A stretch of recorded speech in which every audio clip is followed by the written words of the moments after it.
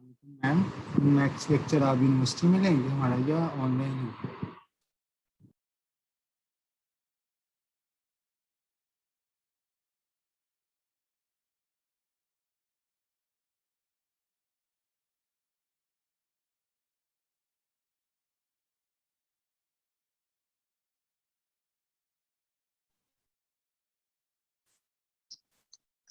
अस्सलाम वालेकुम स्टूडेंट्स, आवाज आ रही है आप लोगों को मेरी? Yes ma'am. यस मैम आ रही है। मैम आपसे पूछना था कि नेक्स्ट क्लास आप यूनिवर्सिटी में लेंगी या ऑनलाइन ही होगी? बच्चे मैं तो यूनिवर्सिटी में होंगी, आप लोग कहाँ होंगे ये इसका कुछ नहीं कह सकते, क्योंकि अभी यूनिवर्सिटी ने फाइनली डिसाइड नहीं हुआ कि आप लोग एसएचएस के स्टूडेंट्स आएंगे या नहीं आएंगे। तो एक दफा ये कंफर्म हो जाए, उसके बाद देखेंगे कि क्लास ऑनलाइन होगी, हाइब्रिड होगी या ऑन कैंपस होगी। लेकिन फिर भी ये मैं आप सब लोगों से कहूंगी कि वैक्सीनेशन की फर्स्ट डोज एटलीस्ट आप लोग जरूर लगवा लें, ताकि अगर फॉरेन से यूनिवर्सिटी आप लोगों को बुलवाया जाता है तो एटलीस्ट आप लोगों की फर्स्ट डोज लगी भी हो, और 1 मंथ का टाइम आप लोगों के पास हो सेकेंड डोज के लिए, ताकि जून जुलाई के फर्स्ट वीक में ही सबकी जो है वैक्सीनेशन कंप्लीट हो जाए। इसलिए जरूर अपनी वैक्सीनेशन की फर्स्ट डोज करवा लें आप लोग। तो मैम ये जो नोटिफिकेशन हमें यूनिवर्सिटी की तरफ से मिला है तो उसमें एसएचएस के बच्चे इंक्लूडेड क्यों नहीं होते हमेशा? बेटा इस वजह से क्योंकि स्ट्रेंथ बहुत ज्यादा है एसएचएस के स्टूडेंट्स की। लेकिन मैम हमारा डिपार्टमेंट सबसे पहले वैक्सीनेटेड हुआ था 19 ईयर ओल्ड से पहले की जो नोटिफिकेशन हेल्थ केयर वर्कर्स की आई थी, तो हमारे डिपार्टमेंट ने आई थिंक 80% डिपार्टमेंट वैक्सीनेटेड है इस टाइम। तो उनको सबसे ज्यादा सेफ बुलाना ही एसएचएस डिपार्टमेंट को चाहिए, और बाकियों का तो खैर उनका नहीं पता कि वो वैक्सीनेटेड हैं भी कि नहीं। तो मैम लास्ट दफा जब वैक्सीनेशन नहीं अवेलेबल थी और फिर भी हाइब्रिड मोड ऑन था, तब भी एसएचएस के डिपार्टमेंट ने बच्चों को नहीं बुलाया था। बेटे उसकी रीजन ये थी कि बहुत से फैकल्टी मेंबर्स अफेक्टेड हुए थे। ठीक है, जब लास्ट टाइम ऐसा हुआ था तो एसएचएस की फैकल्टी भी नहीं आ रही थी। उसकी रीजन यही थी कि बहुत सारे फैकल्टी मेंबर्स अफेक्टेड थे और हमने ऑफिस जो है वो बंद किया हुआ था और हमारा वर्क फ्रॉम होम चल रहा था। ठीक है, दूसरी बात ये कि सारे स्टूडेंट्स एसएचएस के भी वैक्सीनेटेड नहीं हैं। Yes ma'am. ठीक है, तो अभी हम इसको भी कंफर्म नहीं कर सकते कि सब लोग हैं या नहीं हैं। आप लोगों में से आई डोंट नो कि सबने करवा ली होगी। अगर आप लोगों ने हेल्थ केयर वर्कर्स वाली रजिस्ट्रेशन करवाई थी और उसमें करवा चुके हैं तो वेल एंड गुड, लेकिन अगर नहीं करवाई भी तो अब 19 ईयर्स अबव से हो रही है तो अब आप लोग जरूर करवा लें। दूसरी बात ये कि हमारी स्ट्रेंथ ज्यादा है, अगर बुलाया जाता है तो फिर उसको बहुत ज्यादा डिवाइडेड करना पड़ेगा। एज इवन और ऑड में भी अगर किया जाए तो भी मोर देन 50 स्टूडेंट्स बनते हैं, जो कि बहुत ज्यादा कॉम्पैक्ट हो जाएगा और वो फिर अगेन जो है वो डेंजरस है। मैम इसका इसलिए अभी मतलब यही है कि हम लोग ये सारा सेमेस्टर ऑनलाइन ही पढ़ेंगे? बच्चे मैं कुछ भी नहीं कह सकती है, जो भी हायर अथॉरिटीज डिसीजन लेंगी उस पर ही डिपेंड करता है। आई विश आप लोग ऑन कैंपस आए, सब कुछ नॉर्मल रूटीन में वापस आए और फिर उसी तरीके से पढ़ाई हो। मुझे तो खुद ना बिल्कुल इस तरीके से पढ़ने में मजा आता है ना पढ़ाने में मजा आता है, तो फिर कुछ भी समझ नहीं आता तो क्या फायदा है। मैम ये हमें एसएचएस वाले कब नोटिफाई करेंगे? फिर मंडे तक की बाकी यूनिवर्सिटी स्टार्ट हो रही है, तो आज फ्राइडे हो गया, लाइक उन लोगों को हमें लास्ट मोमेंट ही उन्होंने नोटिफाई करना होता है हमेशा, क्योंकि बच्चे आउट ऑफ सिटीज भी हैं, उन्होंने हॉस्टलाइज भी हैं, उन्होंने भी आना होता है, तो कुछ भी टाइमली नहीं होता एसएचएस डिपार्टमेंट का। बेटा बात यह है कि रिलैक्सेशन आपको फिलहाल इस वजह से इसीलिए है कि अभी जो है वो कोई भी डिसीजन नहीं हुआ। अभी हायर अथॉरिटी से बात चल रही है कि किस तरीके से करना है। वो गवर्नमेंट का नोटिफिकेशन था तो यूनिवर्सिटी की तरफ से भी ईमेल आ गई। ठीक है, अभी बाकी यूनिवर्सिटी ने भी नहीं डिसाइड किया कि स्टूडेंट्स इवन और ऑड में आएंगे या किस तरीके से हाइब्रिड होगा या क्या होगा। ठीक है, आप लोगों को नोटिफिकेशन मिल जाएगा। एंड डोंट वरी, रिलैक्सेशन है, आप लोगों की कोई एब्सेंट्स नहीं मार्क हो जाएंगी अगर आप लोग नहीं आएंगे या इस तरह से कुछ भी नहीं होगा। नेक्स्ट वीक तो आप लोग ऑनलाइन ही कंसीडर करें ना अपना भी।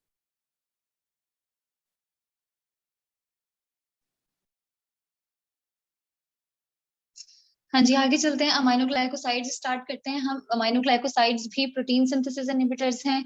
मैकेनिज्म ऑफ एक्शन उनका उसी तरीके से है, सिर्फ एंटीबैक्टीरियल स्पेक्ट्रम में डिफरेंस आ जाता है, और जो इसकी टाइप्स हैं उसके फिर आगे से डिटेल्स में कि वो किस तरीके से हैं। नेचुरल भी हैं, सेमी सिंथेटिक भी हैं एंटीबायोटिक्स। इसमें क्या है कि पॉलीबेसिक अमाइनो ग्रुप्स हैं जो कि ग्लाइकोसिडिकली लिंक हुए हैं, जिससे इसका नाम बनता है अमाइनो ग्लाइकोसाइड्स। ठीक है, अमाइनो शुगर के अमाइनो ग्रुप्स हैं जो कि अमाइनो शुगर्स के साथ अटैच हुए हैं विद ग्लाइकोसिडिकली। क्लासिफिकेशन क्या है, सिस्टेमिक है और टॉपिकल है। ये सिस्टमैटिक नहीं होता, बहुत से बच्चों ने सिस्टमैटिक इसको लिखा हुआ होता है। सिस्टेमिक का मतलब होता है सिस्टेमिक का मतलब होता है जो हम IM या IV देते हैं, ठीक है। जबकि जो टॉपिकल एप्लीकेशन होती है वो बाहर की तरफ यानी कि अप्लाई जैसे क्रीम्स लोशंस वगैरह को किया जाता है उस तरीके से। सिस्टेमिक में जो आती है वो स्ट्रेप्टोमाइसिन है, जेंटामिसिन है, कैनामाइसिन, अमीकासिन, साइसोमिसिन, टोब्रामाइसिन और नेटिलिमिसिन है। जबकि टॉपिकल में नियोमाइसिन और फ्रेमिसिटिन है। क्या डिफरेंस है इनमें? जो स्ट्रेप्टोमाइसिस से डिराइव्ड की गई हैं उनमें माइसिन सफिक्स यूज किया गया है, जैसे स्ट्रेप्टोमाइसिन, नियोमाइसिन, टोब्रामाइसिन। जबकि जो माइक्रोमोनोस्पोरा से की गई है डिराइव, उनमें जेंटामिसिन, अमीकासिन, नेटिलमिसिन, इस तरीके से उनके नाम है, ठीक है। कहाँ से डेवलप हुई? स्ट्रेप्टोमाइसिन जो है वो सबसे पहले डिराइव की गई थी TB के अगेंस्ट। नियोमाइसिन उसके बाद की 1949 में, लेकिन इसको सिस्टेमिकली यूज नहीं किया जा सकता था, सिर्फ टॉपिकल एप्लीकेशन थी इसकी। बाकी सारी अमाइनो ग्लाइकोसाइड्स बाद में डिस्कवर हुई हैं और वो सॉइल एक्टिनोमिसिड्स जो हैं उनमें से डिराइव की गई हैं। अच्छा, इसमें एक चीज ये देख लें कि ये बहुत ही न्यूअर क्लास है ड्रग्स की। 1944 और 1949 ये अभी वाला एरा है, समझ लें हम, ये हमारे जब पाकिस्तान बनने के दिनों वाला, ठीक है। अच्छा, उससे मुझे याद है कि ये स्ट्रेप्टोमाइसिन ही कायदे आजम को भी दी गई थी for the treatment of TB, क्योंकि तब और कोई डेवलप ही नहीं हुई भी थी। 1944 में ये आई थी, 1949 में नेक्स्ट ड्रग आई है और उनको 1948 के अराउंड दी गई थी। तो सिर्फ तब अमाइनो ग्लाइकोसाइड में स्ट्रेप्टोमाइसिन ही अवेलेबल थी। कहाँ से डेवलप कर रहे हैं इनको? स्ट्रेप्टोमाइसिस से फर्मेंट करके कर रहे हैं। जेंटामिसिन की एक्सेप्शन है जिससे हमने माइक्रोमोनोस्पोरा से किया है, और वो जो हमने माइक्रोमोनोस्पोरा की बाकी क्लास पढ़ी थी, जेंटामिसिन, अमीकासिन, ये वहां से डेवलप होती हैं। क्या प्रॉपर्टीज हैं? सारी सल्फेट सॉल्ट्स हैं जो कि वाटर में सॉल्युबल हाईली हैं, और इसके अलावा ये कि स्टेबल होते हैं सॉल्यूशंस की फॉर्म में। सॉल्यूशन की फॉर्म में आयोनाइज होंगे, ओरली एब्जॉर्प्शन इनकी नहीं है, डिस्ट्रीब्यूट करते हैं एक्स्ट्रा सेलुलरली ही, सेल्स को पेनिट्रेट नहीं कर रहे अनलेस हम इनके साथ कोई बीटा लैक्टम ऐड कर दें। ना CSF को क्रॉस करते हैं, ना ब्लड ब्रेन बैरियर को क्रॉस करते हैं। यूरिन में अनचेंज्ड एक्सक्रीट हो जाते हैं, और इन सब की प्रॉपर्टी ये है कि ये बैक्टीरिसिडल है और अल्कलाइन pH पे ज्यादा प्रॉपर्ली वर्क करते हैं, ज्यादा एक्टिवली काम करते हैं। प्रोटीन सिंथेसिस इनहिबिटर्स हैं। इनका इनकी एफिकेसी जो है वो एरोबिक ग्राम नेगेटिव के अगेंस्ट ज्यादा है, जबकि एनारोब्स के अगेंस्ट बहुत कम है। एरोबिक ग्राम पॉजिटिव के अगेंस्ट बहुत कम है। क्रॉस रेजिस्टेंस भी डेवलप हो जाती है इनमें। मार्जिन ऑफ सेफ्टी बहुत थोड़ा है, और इनका सबसे ज्यादा जो मोस्ट कॉमन एडवर्स इफेक्ट है वो ये है कि ऑटोटॉक्सिसिटी और नेफ्रोटॉक्सिसिटी कॉज करती है। ऑटोटॉक्सिसिटी का मतलब ये है कि हेयरिंग डिफरेंसेस आते हैं, और नेफ्रोटॉक्सिसिटी का मतलब ये है कि किडनी में चेंजेस आते हैं। पोस्ट एंटीबायोटिक इफेक्ट क्या चीज है? पोस्ट एंटीबायोटिक इफेक्ट का मतलब है कि एंटीबायोटिक लेने के बाद क्या असरात आते हैं। पहली चीज तो ये है कि अमाइनो ग्लाइकोसाइड्स का एक इफेक्ट ये है कि कंसंट्रेशन डिपेंडेंट किलिंग करता है। कंसंट्रेशन डिपेंडेंट किलिंग का मतलब ये है कि जितनी ज्यादा अमाउंट देंगे उतने ज्यादा बैक्टीरियासिडल एक्शन हमें अचीव हो जाएगा। पोस्ट एंटीबायोटिक इफेक्ट में ये होता है कि हमने एंटीबायोटिक ली और स्टॉप कर दी, एंड नाउ अब क्या होगा कि उसके बाद भी एक लेवल अचीव रहता है जो कि बैक्टीरियल ग्रोथ को सप्रेस करके रखता है। उसे हम कहते हैं पोस्ट एंटीबायोटिक इफेक्ट, यानी कि एंटीबायोटिक स्टॉप करने के बाद भी हमें उसका इफेक्ट अचीव हो रहा है, उसे हमने कह दिया post antibiotic effect. Single daily dosing इसके लिए इफेक्टिव रहती है, और रीनल कॉर्टिकल अपटेक जो है वो कैपेसिटी डिपेंडेंट होता है। किडनी में उतनी ही जाएगी जितनी अमाउंट ली जाएगी, और बैक्टीरियासिडल एक्टिविटी भी जितनी अमाउंट ली जाएगी उतनी ज्यादा एनहांस होती जाएगी। एंटीबैक्टीरियल स्पेक्ट्रम इसका हमने पढ़ा एरोबिक ग्राम नेगेटिव के अगेंस्ट होता है। स्ट्रेप्टोमाइसिन और कैनामाइसिन जो है वो माइकोबैक्टीरियम के अगेंस्ट भी, माइकोबैक्टीरियम TB के अगेंस्ट, जबकि अमीकासिन, जेंटामिसिन और टोब्रामाइसिन जो है वो एस्फिकैलिस एंड P. ओरिजिनोजा के अगेंस्ट भी इफेक्टिव है। Gram positive bacilli, gram negative cocci और एनारोब्स के अगेंस्ट इनकी कोई एफिकेसी नहीं है। इसके अलावा ये कि क्यों नहीं है, क्योंकि जो हमने पढ़े थे कि ग्राम नेगेटिव होते हैं उनमें पोरन चैनल्स होते हैं, जो एनारोब्स होते हैं उनमें पोरन चैनल्स हैं जिनके जो वाटर फिल्ड चैनल्स है जिनमें से ये क्रॉस करके जा ही नहीं सकती, जिसकी वजह से जो है वो अपना एक्शन शो ही नहीं कर सकते। एनारोब्स में लैक ऑफ ऑक्सीजन होती है और वहां पे ये इनइफेक्टिव हो जाते हैं।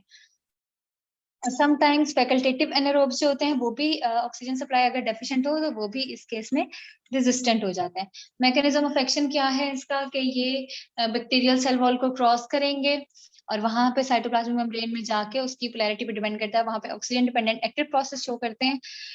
नेक्स्ट चीज ये है कि राइबोसोम के 30S यूनिट पे जाके ये अटैच हो जाते हैं। लास्ट टाइम हमने जो प्रोटीन सिंथेसिस इनहिबिटर्स पढ़े थे उसमें हमने पढ़ा था कि वो 50S सब यूनिट पे अटैच होते हैं, ये 30S सब यूनिट पे अटैच होते हैं और डिस्टॉर्ट कर देते हैं मैसेंजर RNA को, जिसकी वजह से ट्रांसलेशन और ट्रांसलोकेशन स्टॉप हो जाती है और नॉर्मल कॉम्प्लेक्स जो है वो प्रोटीन सिंथेसिस में वहीं पे हिंडर हो जाता है, स्टॉप हो जाता है।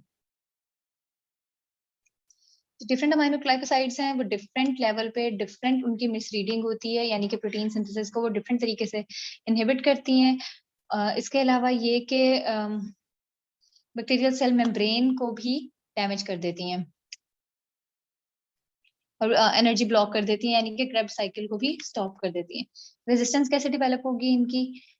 माइक्रोबियल एंजाइम से इनएक्टिवेशन हो जाएगी या फिर फेलियर हो जाएगी ड्रग की पेनिट्रेशन की, जिसमें म्यूटेशन आ जाती है पोरिन चैनल की कि वो अंदर ही नहीं जा सका, परमिएबिलिटी ही लॉस हो गई, या फिर मेटाबोलाइजिंग एंजाइम्स होते हैं जो कि इन्हें डीएक्टिवेट कर देते हैं। उनमें कौन कौन से आते हैं? एसिटाइल ट्रांसफेरेज है जो कि इसकी एसिटाइलेशन कर देगा, फॉस्फोट्रांसफेरेज है जो कि फॉस्फोरिलेशन कर देगा, एडिनाइल ट्रांसफेरेज है जो कि इसकी एडिनाइलेशन कर देगा। उसके अलावा जो सब यूनिट था राइबोसोमल सब यूनिट 30S जहां पे जाके उसने अटैच होना है अमाइनोग्लाइकोसाइड ने, उसमें चेंजेस आ जाते हैं जिसकी वजह से वहां पे म्यूटेशन हो जाती है और वो जाके प्रॉपर्ली अटैच ही नहीं होता।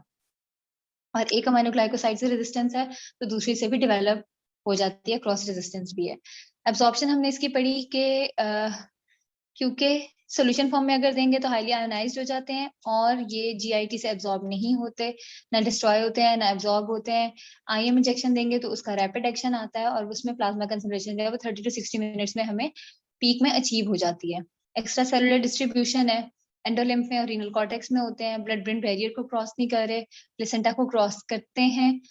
सीरस फ्लूइड्स में लाइक साइनोवियल, प्लूरल और पेरिटोनियल कैविटीज में ये प्रेजेंट होते हैं। एक्सक्रीशन इनकी यूरिन में अनचेंज होती है। मेन जो एक्सक्रीटरी चैनल इनका वो ग्लोमेरुलर फिल्ट्रेशन ही है और प्लाज्मा हाफ लाइफ इसकी 2 to 4 आवर्स है। और अगर बहुत ज्यादा क्रॉनिक यूज होता रहा है, काफी दिन से अमाइनोग्लाइकोसाइड कोई ली जा रही है ड्रग, तो इसका हमें ये कि मेडिसिन स्टॉप करने के भी 2 से 3 हफ्तों तक इसका जो है रेमिनेंट्स वो यूरिन में मिलते रहते हैं। क्योंकि GFR डिपेंडेंट है, किडनी ने करना है, तो जिनमें रीनल इंसफिशिएंसी होगी या एल्डरली पेशेंट्स होंगे या न्यूनेट्स होंगे उनमें हम ड्रग की डोज को कम कर देंगे। जो रीनल क्लियरेंस है अमाइनोग्लाइकोसाइड की वो बिल्कुल एग्जैक्टली उसके पैरेलल ही है जो कि हमारा क्रिएटिनिन क्लियरेंस है। क्रिएटिनिन क्लियरेंस आप लोगों ने फिजियो में पढ़ी होगी कि हमने इसको पढ़ा था कि हम उसको एक मार्जिन बना के देखते हैं कि बाकी चीजों की क्लियरेंस क्रिएटिनिन क्लियरेंस के हिसाब से देखते हैं। तो अगर एक पेशेंट है जिसमें क्रिएटिनिन क्लियरेंस 70 ml पर मिनट है जो कि नॉर्मल है, तो फिर हम उसमें कोई भी रिडक्शन डोज की या कमी बेशी करने की हमें जरूरत नहीं है क्योंकि ये उसका GFR नॉर्मल होगा। टॉक्सिसिटीज, शेयर टॉक्सिसिटीज यानी सारे अमाइनोग्लाइकोसाइड्स की कंबाइन, उसमें क्या आ जाती है? ऑटोटॉक्सिसिटी। इसमें क्या होता है? वेस्टिबुलर और कॉक्लियर पार्ट्स जो हैं वो दोनों इफेक्ट होते हैं क्योंकि लेब्रिंथाइन फ्लूइड में कंसंट्रेट हो जाती है। और वेस्टिबुलर और कॉक्लियर सेंसरी सेल्स जो हैं उसमें भी डिस्ट्रक्टिव चेंजेस ये ला सकती है, लेकिन उसमें फिर ईयर ड्रॉप्स वगैरह जो है वो कॉन्ट्राइंडिकेटेड है, वो नहीं करने चाहिए। कॉक्लियर डैमेज कॉज करती है जिसमें हेयरिंग डिफेक्ट आ जाएगा, डेफनेस आ सकती है, टिनाइटस, ड्रग को छोड़ेंगे तो वो रिवर्स हो जाएगा। वेस्टिबुलर डैमेज में क्या होगा? Headache, nausea, vomiting, dizziness, nystagmus, ataxia and vertigo. और नेफ्रोटॉक्सिसिटी में ये होगा कि ट्यूबुलर डैमेज कर देंगे जिसकी वजह से यूरिनरी कंसंट्रेशन जो पावर होती है वो लॉस हो जाएगी, GFR कम हो जाएगा, नाइट्रोजन की रिटेंशन होनी शुरू होगी जिसकी वजह से एल्बुमिन, यूरिया और कास्ट जो है वो यूरिन में डेवलप हो जाएंगे। मैम ये टिनाइटिस दोबारा बताइएगा जरा। टिनाइटस, बच्चे कान बजना जो होता है ना, जो एक टिनाइटस इज अ प्रॉपर गूंज जो हर वक्त कानों में सुनाई देती रहती है, उसको हम टिनाइटस कहते हैं। ठीक है, यस मैम, ठीक है।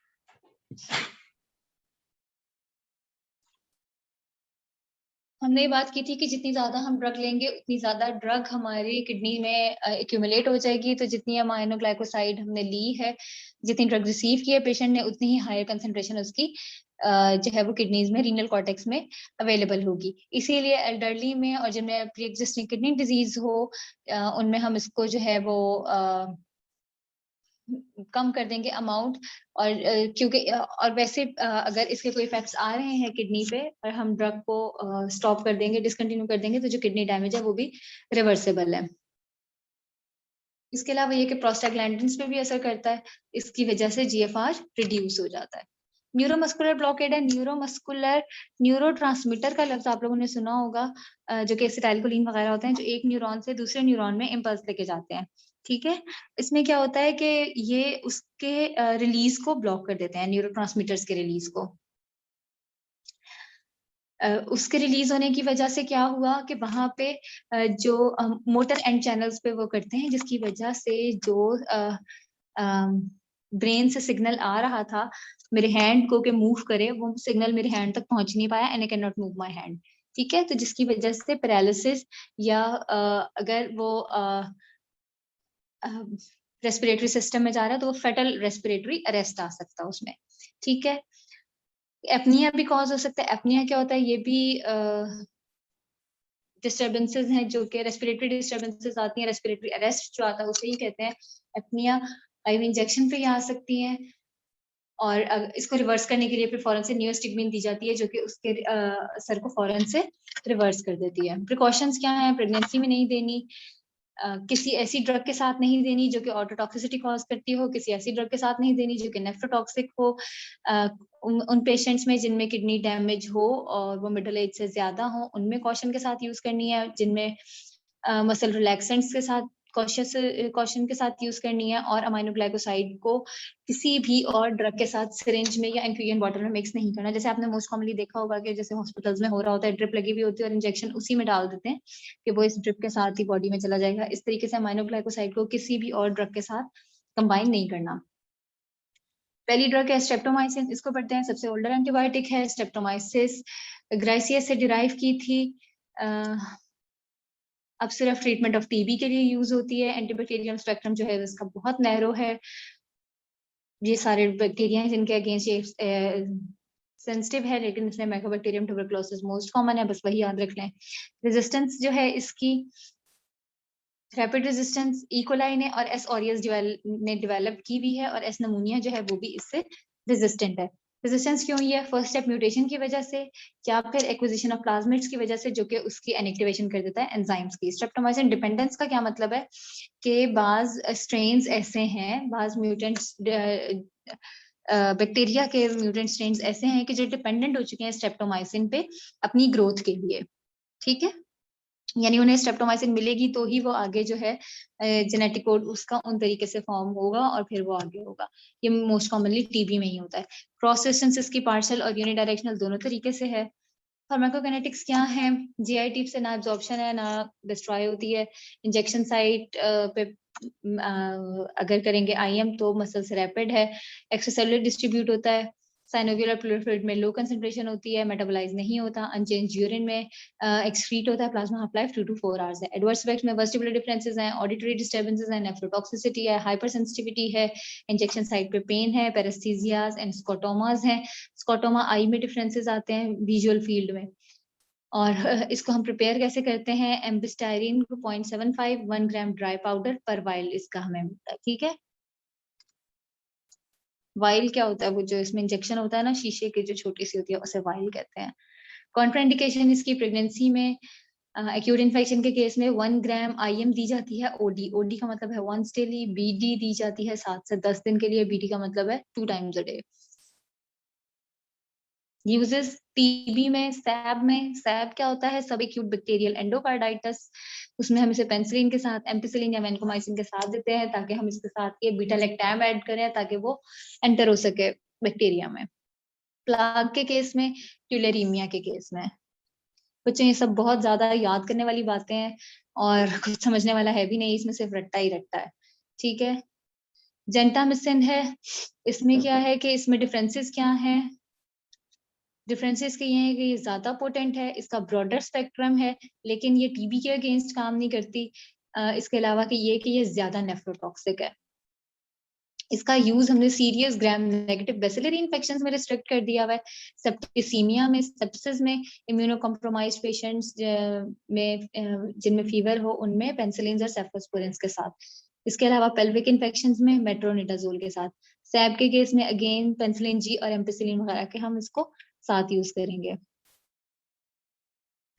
कोलिफॉर्म इन्फेक्शंस में, सुडोमोनल इन्फेक्शंस में, मेनिंजाइटिस में ग्राम नेगेटिव बेसिलरी होगा, या topical infected Joe Burns, wounds या स्किन लीजन्स होते हैं उनमें यूज करते हैं इसको।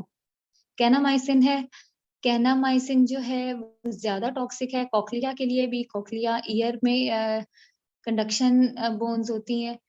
इसके अलावा किडनी में हेयरिंग लॉस जो है वो इरिवर्सिबल होता है इससे, लेकिन इसकी टॉक्सिसिटी ज्यादा है और इसका स्पेक्ट्रम भी बहुत नैरो है, इस वजह से इसकी जगह दूसरी ड्रग्स यूज की जाती हैं। टोब्रामाइसिन जेंटामिसिन के सिमिलर है, सुडोमोनास और प्रोटियस इन्फेक्शंस में यूज करते हैं। इसकी ऑटोटॉक्सिसिटी और नेफ्रोटॉक्सिसिटी रिलेटिवली लोअर है।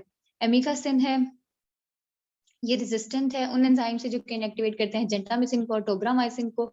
इसका स्पेक्ट्रम भी वाइड है, इसलिए इसके यूजेस सेम है एज जेंटामिसिन। और multi drug resistance TB resistant जो है स्ट्रेप्टोमाइसिन से, वो इसमें भी डिवाइड। सॉरी बच्चों, हाँ जी आवाज आ रही है मेरी? Yes ma'am. आगे चलते हैं, सेसोमाइसिन है, ये भी जेंटामाइसिन से आइडेंटिकल है। अगेन वही उन्हीं चीजों से ये इनएक्टिवेट हो जाती है। नेटिलमिसिन है, ये भी रेजिस्टेंट है, जो इनएक्टिवेट कर देते हैं जेंटामिसिन को और टोब्रामाइसिन को। इसमें एडिशनल इथाइल ग्रुप ऐड किया हुआ है ताकि वो इसका एंजाइमेटिक डिग्रेडेशन को स्टॉप कर सके। और नेटिलमिसिन की लोएस्ट टॉक्सिसिटी है सारे के सारे अमाइनोग्लाइकोसाइड्स में। सेमीसिंथेटिक है, ये मोर एक्टिव है क्लेप्सिला के लिए, एंटेरोबैक्टर के लिए और स्टेफिलोकोकाई के लिए, जबकि सुडोमोनास ऑरिजिनोसा के लिए लेस इफेक्टिव है। जेंटामिसिन की जैसी इसकी डोजेस और फार्माकोकाइनेटिक्स हैं, यूजेस के सेप्टिसीमिया में ही, लोअर रेस्पिरेटरी ट्रैक इन्फेक्शंस में, यूटीआई में, पेरिटोनाइटिस में और एंडोमेट्राइटिस में है। प्रेमाइसिटिन है, ये किस लिए हम यूज कर रहे हैं? टॉपिकली यूज करते हैं आई में, स्किन में और ईयर में। पेरोमाइसिन है, इसकी नियोमाइसिन की जैसी प्रॉपर्टीज हैं, इंटेस्टिनल इन्फेक्शंस में, हेपेटिक एन्सेफेलोपैथी में और एमबीबीएस में यूज करते हैं। याद करने वाला लेक्चर है बच्चों, बहुत मेहनत से पढ़ना है आप लोगों ने इसे। ये ड्रग्स के नाम याद हो जाए बड़ी बात है, इनकी डिटेल्स तो बस फिर अल्लाह ना। बच्चे जितने याद हो सके उतने तो याद करने की कोशिश करें, एटलीस्ट मेन ड्रग की। जैसे इन सब का लिखा हुआ है कि जेंटामाइसिन की जैसी, जेंटामाइसिन की जैसी, तो इन सबको याद करने से इसका मतलब ये है कि जेंटामाइसिन इज इम्पोर्टेंट, ये एटलीस्ट आप लोगों को याद होनी चाहिए। स्ट्रेप्टोमाइसिन है, वो आप लोगों को याद होनी चाहिए। इसके अलावा ये पता होनी चाहिए कि कौन सी ड्रग है जिसका सिर्फ टॉपिकल एप्लीकेशन ही है, उसे हम नहीं दे सकते। जैसे अब हमने इसको ही हमने पढ़ा, फ्रामिसिटिन है कि इसको हमने इसकी प्रॉपर्टीज नियोमाइसिन से सिमिलर हैं, और इसे हम इसको नियोमाइसिन हम पढ़ रहे थे कि this is too toxic for parental use, कि हम ये दे ही नहीं सकते पेरेंट्रली, इसको सिर्फ टॉपिकली ही यूज कर सकते हैं। ये चीजें आप लोगों को पता होनी चाहिए। डोज कितनी है इसकी? 0.25 to 1 ग्राम QID का मतलब क्या होता है? 4 times a day। Uses skin में, आई में, एक्सटर्नल ईयर के इन्फेक्शंस में। और अगर ओरली देंगे तो इसमें बॉवल की प्रिपरेशन सर्जरी से पहले करने के लिए, TDS का मतलब होता है 3 times a day। बॉवल की प्रिपरेशन या फिर ब्लैडर की इरिगेशन और हेपेटिक कोमा के केस में उसमें देते हैं इसको। Adverse effects again rashes, intestinal villi को डैमेज कर देता है। विलाई जो है वो प्रॉपर मतलब अपनी शेप लॉस कर देते हैं, जिसकी वजह से वो एब्जॉर्प्शन नहीं कर पाते, और अगर प्रोलॉन्ग ट्रीटमेंट हो जाए तो वहां पे मैल एब्जॉर्प्शन हो जाती है और उसकी वजह से डायरिया हो जाता है। और ये बाकी ड्रग्स के साथ डाइजॉक्सिन के एब्जॉर्प्शन को भी कम कर देता है, बाइल एसिड्स को भी और गट फ्लोरा को भी सप्रेस कर देता है, और वहां पे फिर सुपर इन्फेक्शन कॉज करता है, जो कि कैंडिडा की वजह से होते हैं। कैंडिडा क्या है? मैंने आप लोगों को लास्ट लेक्चर में भी बताया था कि फंगल इन्फेक्शन है, जिस कैंडिडा इज अ फंगस और फंगल इन्फेक्शन कॉज करता है, जिसे हम कैंडिडाइसिस कहते हैं। अगेन किडनी में एक्सक्रीट हो रही है अनचेंज, और सीरियस कैविटीज में जो है वो एपनिया कॉज करती है क्योंकि मसल पैरालाइजिंग एक्शन है इसका। ठीक है, समझने वाली कोई चीज ऐसा थी नहीं, लेकिन कुछ नहीं पता चला, नहीं समझ में आया तो पूछ ले मुझसे। फार्मा थोड़ा ड्राई सब्जेक्ट है, लेकिन एक दफा आप लोगों को पैटर्न समझ आ जाए कि किस तरह से याद करना है, क्या करना है, तो ये याद हो जाती है। इसका भी मैं आप लोगों को यही सजेस्ट करूंगी कि एक टेबल टेबुलेटेड फॉर्म ही बनाएं कि किस डिजीज में कौन सी ड्रग मतलब ड्रग का नाम लिखें, आगे ये लिखें कि किस डिजीज में यूज करनी है। एडवर्स इफेक्ट्स कॉमनली सबके एक जैसे ही हैं, और बस इस तरीके से मोस्ट कॉमनली यही चीजें कि याद कर लें कि सिस्टेमिक एडमिनिस्ट्रेशन है इसकी या टॉपिकल है, और ये कि किस डिजीज में यूज करना है इसको। कोई चीज नहीं समझ में आई हुई तो पूछ लीजिए बच्चा।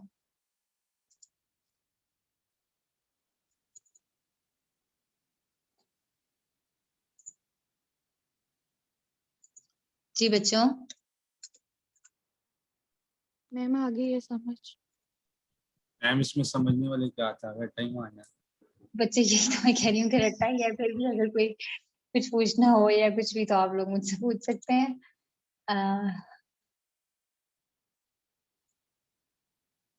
इसके अलावा हम कोशिश करेंगे कि मिड से पहले एक और शॉर्ट क्विज मैं आप लोगों का रख लूं। कोई अगर टॉपिक ऐसा हो जो आप लोग चाहते हो कि आप लोगों को याद हो जाए तो मुझे वो टॉपिक बता दें कि उसमें से रख लें। नेक्स्ट वीक में नहीं, उससे नेक्स्ट वीक में एक शॉर्ट सा क्विज हम और रख लेते हैं, ताकि आप लोगों की मिड की भी प्रिपरेशन हो जाएगी। जो टॉपिक ऐसा लगता है आप लोगों को। जी बच्चे। मैम जीआईटी का ले लें। मैम मिड वाले GIT सिलेबस में से ले लें। मिड में तो बच्चे सारा कुछ ही आना है।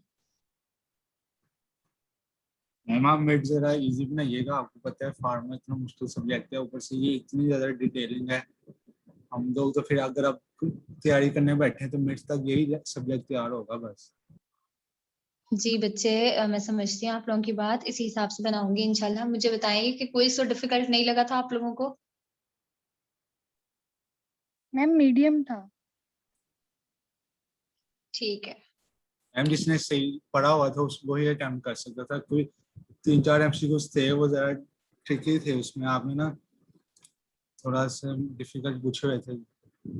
अच्छा, मुझे तो नहीं लगा कि कोई ट्रिकी भी था। मैम था उनमें कुछ ऐसी ड्रग्स थी जिनकी नन ऑफ दीज ऑप्शन भी थी, तो वो अगर किसी ने गौर से लेक्चर याद किया होगा तो उसी को वो पिक कर सकता था। सही, चले अब आप लोगों को पैटर्न तो एटलीस्ट समझ में आ गई है कि किस तरीके से है।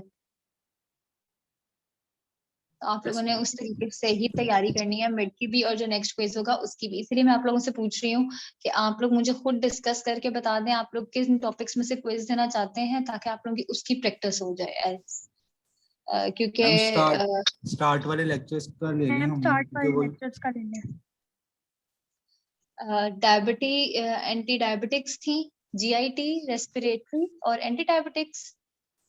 जिसमें मैम आपने वो असाइनमेंट भी ली थी जिसके हमसे जिन मैम लेक्चर्स जीआईटी था स्टार्ट में, फिर हमने एंडोक्राइनोलॉजी स्टार्ट की थी और इसके ड्रग्स थी, और फिर हमने डायबिटीज की पढ़ी थी ड्रग्स।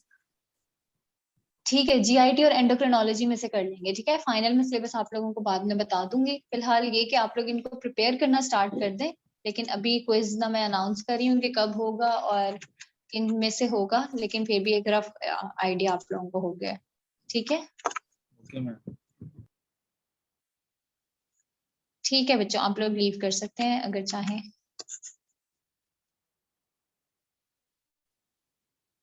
अल्लाह हाफिज।